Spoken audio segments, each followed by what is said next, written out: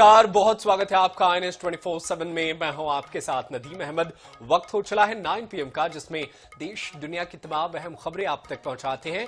छत्तीसगढ़ विधानसभा के मानसून सत्र के दूसरे दिन विपक्ष में अविश्वास प्रस्ताव पेश किया गया। सत्र के अंतिम दिन 17 जुलाई को इस पर चर्चा की जाएगी। सत्र के दौरान अविश्वास प्रस्ताव को लेकर सदन में तीखी नोकझोंक देखने को मिली। भाजपा विधायक अजय चंद्राकर ने कहा कि माननीय नेताजी अविश्वास प्रस्ताव भी दे दिए हो और प्रश्न भी पूछ रहे हो। इस पर नेता प्रतिपक्ष डॉक्टर चरणदास महंत ने जवाब दिया, अरे यार, आप हमेशा गड़बड़ करते हो। अविश्वास प्रस्ताव किस कारण ला रहे हैं ये भी बताने तो दो। वहीं सदन में सक्ती के वेदांता प्लांट हादसे में 25 लोगों की मौत का मामला प्रश्नकाल में गूंजा और अनिल अग्रवाल की गिरफ्तारी और जांच को लेकर विपक्ष ने सरकार से सवाल किए।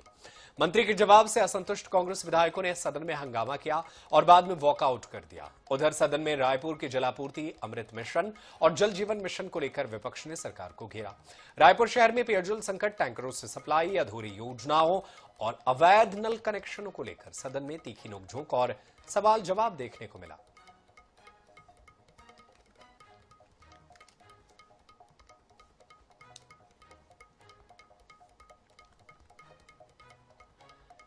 मध्य प्रदेश में ओबीसी आरक्षण से जुड़े लंबे समय से चल रहे कानूनी विवाद पर फिलहाल फैसला नहीं हो सका है। जबलपुर स्थित मध्य प्रदेश हाईकोर्ट की खंडपीठ ने सोमवार को सूचीबद्ध 91 मामलों पर सुनवाई नहीं की। अब इन सभी मामलों पर 15 जुलाई को दोपहर 2:30 बजे से सुनवाई होगी। बताया गया कि प्रशासनिक कारणों के चलते ये प्रकरण गलती से 14 जुलाई की कॉज लिस्ट में शामिल हो गए थे, जबकि पहले से इनकी सुनवाई 15 जुलाई के लिए तय थी। ऐसे में कोर्ट ने निर्धारित कार्यक्रम के अनुसार अगली तारीख को बरकरार रखा है।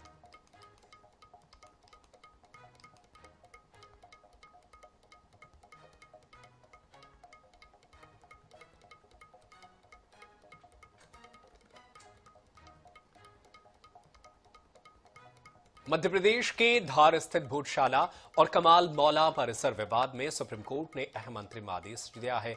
अदालत ने मुस्लिम पक्ष को भोजशाला परिसर के पास अलग खुली जगह पर हर शुक्रवार दोपहर 1 से 3 बजे तक नमाज पढ़ने की अनुमति दी है। कोर्ट ने साफ किया है कि ये व्यवस्था केवल अंतरिम होगी और अंतिम फैसले तक ही लागू रहेगी। साथ ही कहा कि इस आदेश से किसी भी पक्ष के अधिकार प्रभावित नहीं होंगे। देखिए एक रिपोर्ट। धार की बहुचर्चित भोजशाला कमाल मौला परिसर विवाद में सुप्रीम कोर्ट ने अंतिम राहत देते हुए मुस्लिम पक्ष को परिसर के पास अलग खुली जगह पर शुक्रवार की नमाज की अनुमति दी है। अदालत ने कहा कि हर शुक्रवार दोपहर 1 बजे से 3 बजे तक नमाज अदा की जा सकेगी। ये व्यवस्था केवल अंतरिम होगी और अंतिम फैसला आने तक ही प्रभावी रहेगी। परिसर के पास अलग खुली जगह पर नमाज की अनुमति, हर शुक्रवार दोपहर 1 से 3 बजे तक नमाज।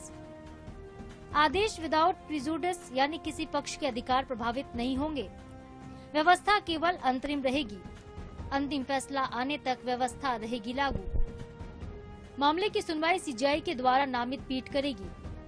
देखिए, भोजशाला को तो मंदिर घोषित किया, भोजशाला में तो होने नहीं नमाज। नमाज कहीं बाहर व्यवस्था करना तो ये तो बसंत पंचमी के दिन भी करी थी उनकी व्यवस्था। नहीं, ये कोर्ट का मामला है तो कोर्ट ने उनको राहत दी है नमाज की, तो ठीक है ना। जो सुप्रीम कोर्ट के आदेश का स्वागत है। जब सुप्रीम कोर्ट निर्णायक भूमिका में आएगा तो भोजशाला के गौरव की पुनर्स्थापना पुनः जो राजा भोज के काल की थी पूरा स्वरूप भोजशाला का आएगा, ऐसा पूरा विश्वास है। प्रतिमा भी लंदन से आकर विराजमान होगा। सुप्रीम कोर्ट ने फिलहाल संतुलन बनाए रखने की कोशिश करते हुए ये अंतरिम व्यवस्था लागू की है। अदालत ने स्पष्ट किया कि ये आदेश किसी भी पक्ष के दावों या अधिकारों पर अंतिम राय नहीं माना जाएगा। अब सभी की नजरें उस सुनवाई पर होंगी जिसमें नामित पीठ भोजशाला विवाद पर अंतिम फैसला सुनाएगी। Bureau report, INH news Bhopal. Datia उपचुनाव में दोनों प्रमुख दल भाजपा और कांग्रेस के लिए अपनों को मनाना चुनौती बनता जा रहा है। एक तरफ भाजपा के लिए पूर्व मंत्री डॉक्टर नरोत्तम मिश्रा को साधे रखना जरूरी है, दूसरी तरफ टिकट न मिलने की वजह अवधेश नायक नाराज है। पूर्व मुख्यमंत्री दिग्विजय सिंह ने नायक को मनाने की कोशिश की है, तो लेकिन नायक की नाराजगी दूर होती नजर नहीं आती है। क्या है पूरा मामला, देखिए इस रिपोर्ट में। दतिया उपचुनाव में कांग्रेस के संभावित उम्मीदवारों में अवधेश नायक का नाम चर्चा में था, लेकिन 2023 की तरह इस बार भी उन्हें निराशा ही हाथ लगी। साल 2023 में उनके नाम का ऐलान भी हो गया था, लेकिन इन वक्त पर टिकट राजेंद्र भारती को दे दिया गया था। लेकिन इस बार टिकट न मिलने से वो नाराज है। टिकट कटने की वजह पूर्व मुख्यमंत्री दिग्विजय सिंह रहे हैं। ये बात उन्होंने मंच से स्वीकार भी की। जहां भी हूं, अवधेश जी, मैं आपका आभारी हूं। हाँ, मैंने आपका टिकट का विरोध किया था, क्योंकि आप कुछ दिन पहले ही भाजपा से आए थे। टिकट कटने के बावजूद भी आपने राजेंद्र भारती के चुनाव में चुनाव लड़ा और उन्हें जिताया। मैं आपके प्रति आभार व्यक्त करता हूं और आपका सम्मान। यदि मैंने कहीं आपका अपमान किया हो तो मैं माफी चाहता हूं, क्षमा चाहता हूं आपसे। मंच से दिग्विजय सिंह ने अवधेश नायक से माफी भी मांगी, लेकिन दिग्विजय के माफी मांगने के बाद भी अवधेश नायक की नाराजगी पूरी तरह खत्म होती नहीं दिखी। उन्होंने साफ कहा कि आखिर कब तक त्याग, तपस्या और बलिदान की मूर्ति बने रहें। बार बार आरएसएस की पृष्ठभूमि का हवाला देकर टिकट काट देना और बाद में माफी मांग लेना उचित नहीं है। माननीय दिग्विजय सिंह जी के द्वारा मुझसे व्यक्तिगत चर्चा में भोपाल में बंगले पर कहा गया कि आप आरएसएस के पुराने स्वयंसेवक हो, कार्यकर्ता हो, तो ऐसा तो नहीं है कि चुनाव जीतने के बाद टिकट देने चले जाओगे। वैसे आपका फीडबैक अच्छा है, सर्वे अच्छा है, आपने बहुत अच्छा काम किया था। कल दतिया की मंच पर भी उन्होंने बहुत माफी भी मांगी, लेकिन सवाल इस बात का है कि आरएसएस के कारण बार बार आप टिकट काट दो और फिर क्षमा मांग लो, तो भाई मैं कब तक त्याग, तपस्या और बलिदान की मूर्ति बना रहूंगा। इसलिए समर्थकों का जो निर्णय होगा वो निर्णय पर हम काम करेंगे, दतिया के हित में काम करेंगे। दिग्विजय सिंह की सार्वजनिक माफी और उसके बाद अवधेश नायक की खुली नाराजगी यह संकेत भी दे रही है कि पार्टी के भीतर टिकट वितरण को लेकर असंतोष अभी पूरी तरह खत्म नहीं हुआ है। अब नजर इस बात पर रहेगी कि कांग्रेस नेतृत्व अवधेश नायक जैसे नेताओं को किस तरह साधता है और क्या यह नाराजगी चुनाव की रणनीति पर असर डालती है। INS 24/7 के लिए भोपाल से अंकुश मौर्य की रिपोर्ट। दतिया विधानसभा सीट पर उपचुनाव में कांग्रेस के प्रत्याशी घनश्याम सिंह भाजपा प्रत्याशी आशुतोष तिवारी से कई गुना ज्यादा अमीर है। ये दावा हमारा नहीं है, बल्कि दोनों के नामांकन फॉर्म का है। भाजपा और कांग्रेस प्रत्याशी के शपथ पत्र में यह जानकारी सामने आई है। देखिए रिपोर्ट। दतिया उपचुनाव में भाजपा कांग्रेस के करोड़पति कैंडिडेट, कांग्रेस के घनश्याम सिंह 20 करोड़ के मालिक, बीजेपी के आशुतोष 1.79 करोड़ के मालिक। दतिया उपचुनाव के लिए बीजेपी और कांग्रेस के प्रत्याशियों ने नामांकन दाखिल कर दिया है। इन सब के बीच इनकी संपत्ति को लेकर दिए गए शपथ पत्र की खूब चर्चा हो रही है। जानकारी सामने आई कि कांग्रेस के प्रत्याशी घनश्याम सिंह भाजपा प्रत्याशी आशुतोष तिवारी से कई गुना ज्यादा अमीर हैं। घनश्याम सिंह 20.08 करोड़ रुपए की संपत्ति के मालिक हैं, जबकि आशुतोष तिवारी के पास 1.79 करोड़ रुपए की संपत्ति है। दतिया राजघराने के मुखिया घनश्याम सिंह के पास 3.5 करोड़ से ज्यादा की कृषि भूमि है।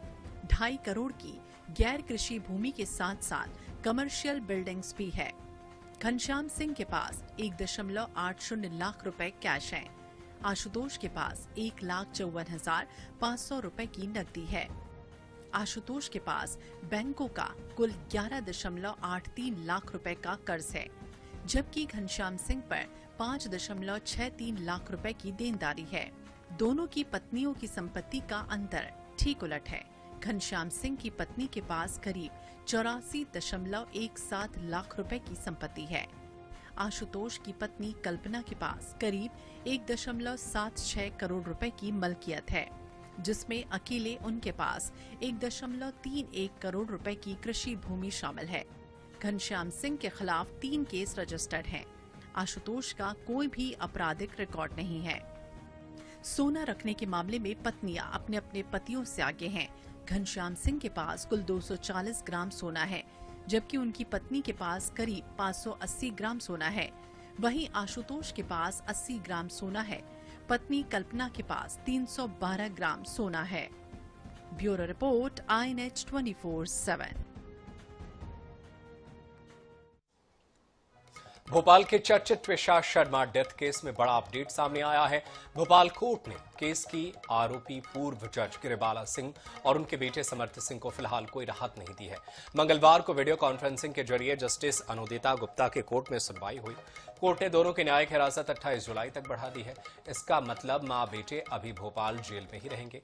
सुनवाई के दौरान सीबीआई ने कोर्ट को बताया कि मामले की जांच अभी लंबित है। जांच एजेंसी ने यह भी कहा कि आरोपी पक्ष जांच में सहयोग नहीं कर रहा है। सीबीआई के अनुसार दोनों आरोपी वॉइस सैंपल देने से मना कर रहे हैं। इस पर कोर्ट ने कड़ा रुख अपनाते हुए फिर से वॉइस सैंपल देने का आदेश जारी किया है। अब सीबीआई किसी भी समय जेल जाकर समर्थ सिंह का वॉइस सैंपल ले सकती है। तो ट्विशा शर्मा मौत मामले में बड़ा अपडेट सामने आया है। कोर्ट का फैसला, अभी भी वो हिरासत में ही रहेंगे। गिरिबाला और समर्थ की रिमांड बढ़ा दी गई है।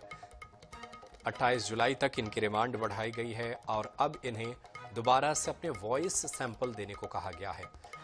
कोर्ट का वॉइस सैंपल लेने का आदेश है। आरोपी पक्ष लगातार असहयोग कर रहा है और वॉइस सैंपल नहीं दे रहा है।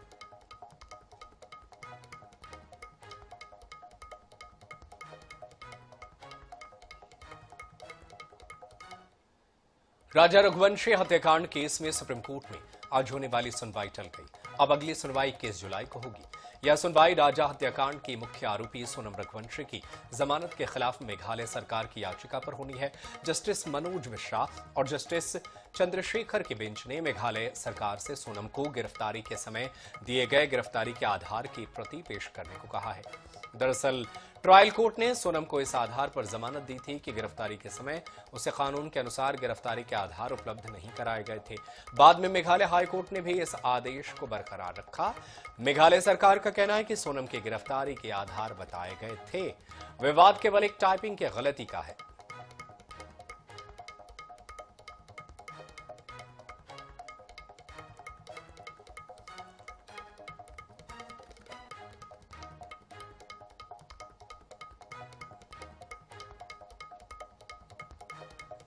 तो सुप्रीम कोर्ट में सुनवाई टल गई है। राजा रघुवंशी हत्याकांड का ये पूरा मामला, सोनम की जमानत को लेकर के सुनवाई टल गई। मेघालय सरकार ने एक याचिका दायर की है। जमानत के खिलाफ मेघालय सरकार ने ये याचिका दाखिल की है। अब अगली सुनवाई 21 जुलाई को होगी। टाइपिंग मिस्टेक के आधार पर जमानत मिली है, मेघालय सरकार का ये कहना है। दरअसल सुप्रीम कोर्ट से जमानत मिल गई है राजा रघुवंशी हत्याकांड में। ऐसे में अब इस पूरे मामले में सुप्रीम कोर्ट में अब अगली सुनवाई होगी। अगली सुनवाई 21 जुलाई को होगी। टाइपिंग मिस्टेक के आधार पर जमानत मिली, ये कहना है मेघालय सरकार का। मेघालय सरकार ने सुप्रीम कोर्ट में याचिका दायर कर जमानत को रद्द करने की मांग की है। राजा रघुवंशी हत्याकांड का यह पूरा मामला, जिसमें सोनम रघुवंशी को सुप्रीम कोर्ट से जमानत मिल गई है, लेकिन अब इस जमानत का विरोध कर रही है मेघालय की सरकार। और मेघालय की सरकार ने कहा है कि वो एक टाइपिंग मिस्टेक की वजह से ये गलती हुई है। ऐसे में अब सुप्रीम कोर्ट में यह सुनवाई टल गई है। 21 जुलाई को अब इस पूरे मामले की सुनवाई होगी।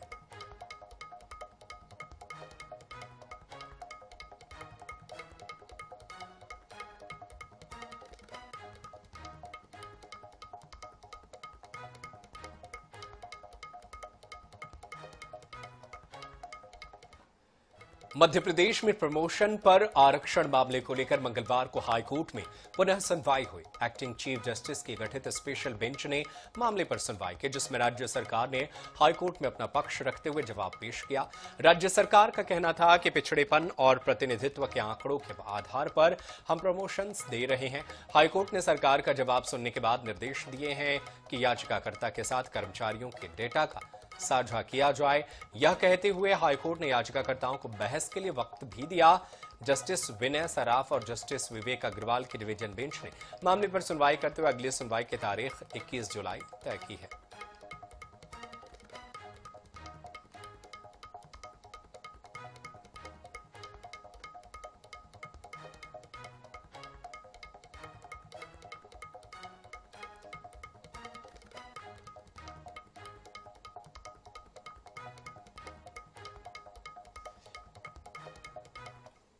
Chamber of commerce and industries Gwalior का चुनाव 17 जुलाई को होना है।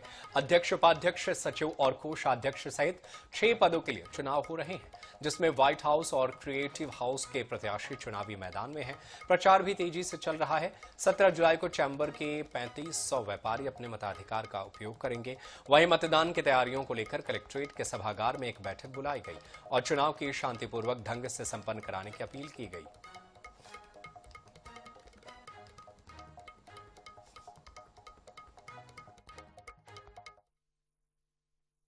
हम देख रहे हैं आज ग्वालियर हमारा कभी किसी टाइम में किस स्तर पर था ग्वालियर हमारा। आज हम देख रहे हैं सने सने बिल्कुल धीरे धीरे ग्वालियर नीचे आ गया और दूसरे शहर ऊपर पहुंच गए हैं।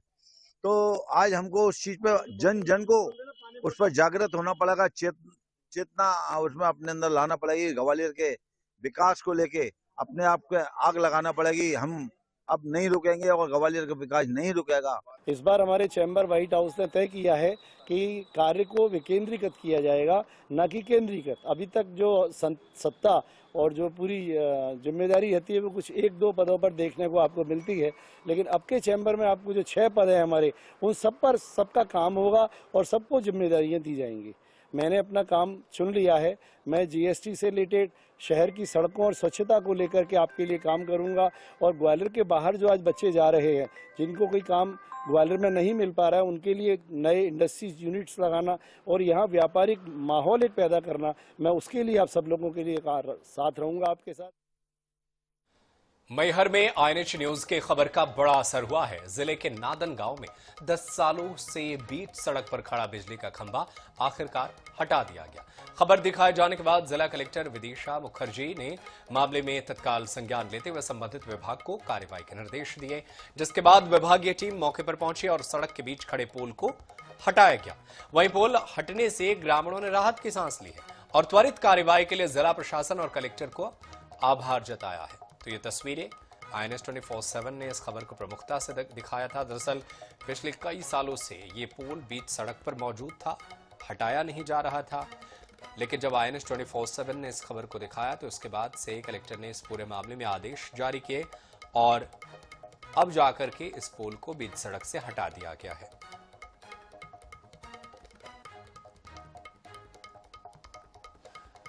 खबर राजधानी रायपुर से है, जहां कैबिनेट मंत्री राजेश अग्रवाल ने कहा कि चंदखुरी में भगवान श्री राम की मूर्ति जल्द स्थापित की जाएगी।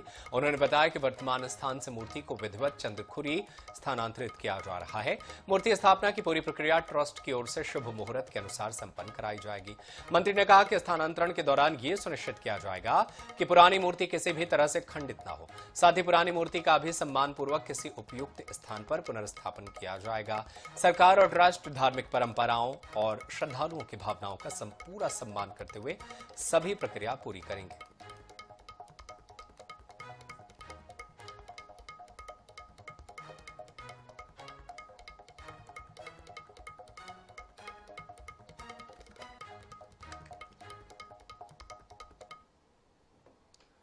और फिलहाल मेरे साथ इस बुलेटिन में इतना ही। देश दुनिया की खबरें लगातार जारी है। आप देखते रहिए INS 24/7। धन्यवाद।